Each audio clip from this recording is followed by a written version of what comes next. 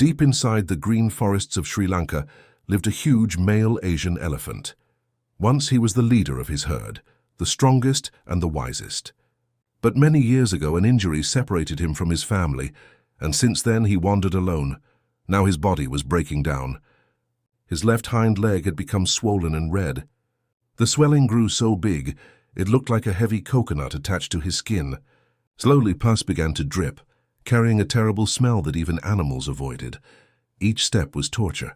It felt as if hundreds of sharp needles stabbed his flesh with every movement.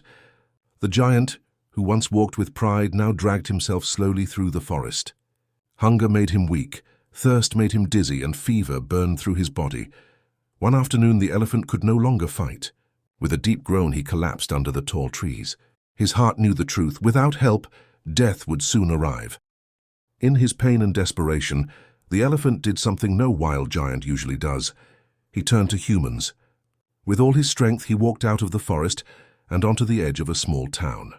That afternoon people in the market saw something shocking, a huge grey figure limping toward them. His body was covered with mud, blood and pus.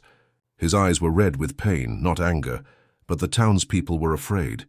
Some thought he had gone mad. Others shouted loudly to scare him away.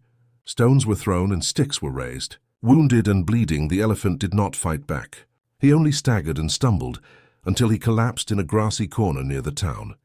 He let out a deep cry, a sound that shook the ground. The people stood back in fear. Everyone kept away. Everyone except one brave man. That man was Samuel Ozer, a villager with a kind heart.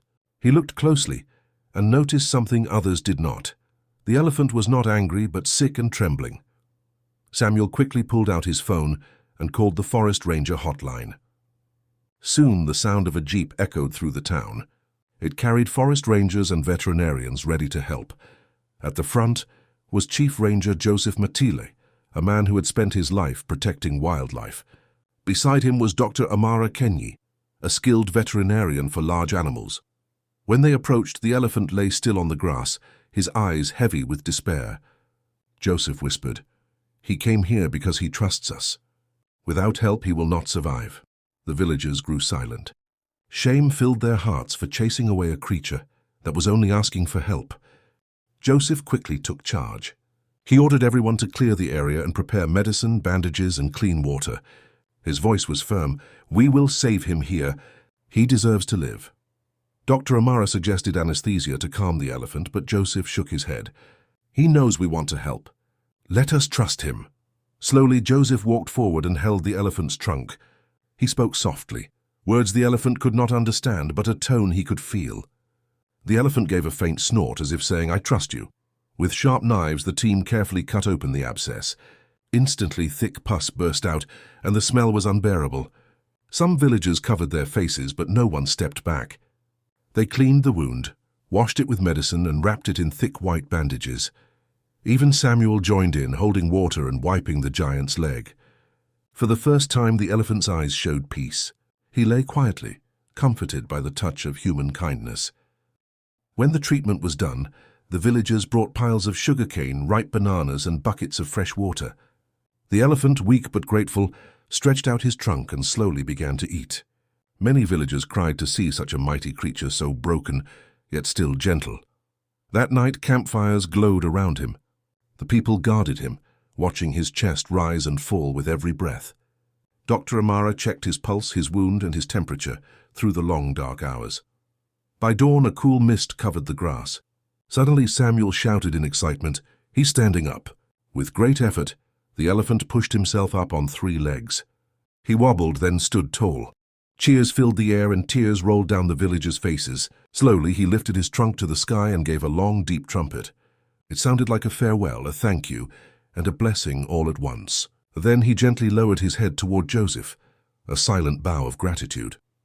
Step by step, the elephant turned toward the forest. Each time he limped forward, he raised his trunk high, showing thanks to the people who had saved him. That day changed the little town forever. From then on, villagers began leaving fruit and water at the forest's edge. Children grew up hearing the story and learning to respect elephants, not fear them. Soon a photograph of the elephant standing tall with his bandaged leg was placed in the town hall. The people gave him a name, the visitor from the deep forest. His story spread across villages, then across the world. Parents told their children about the wounded giant who trusted humans and how love and courage gave him a second chance. The elephant became more than just an animal. He became a legend, a reminder that even the mightiest lives can be saved by kindness. This story proves that compassion is stronger than fear, and courage is greater than pain. If this story touched your heart, please like, share, and don't forget to subscribe to Beast Whisperer for more inspiring animal rescue stories.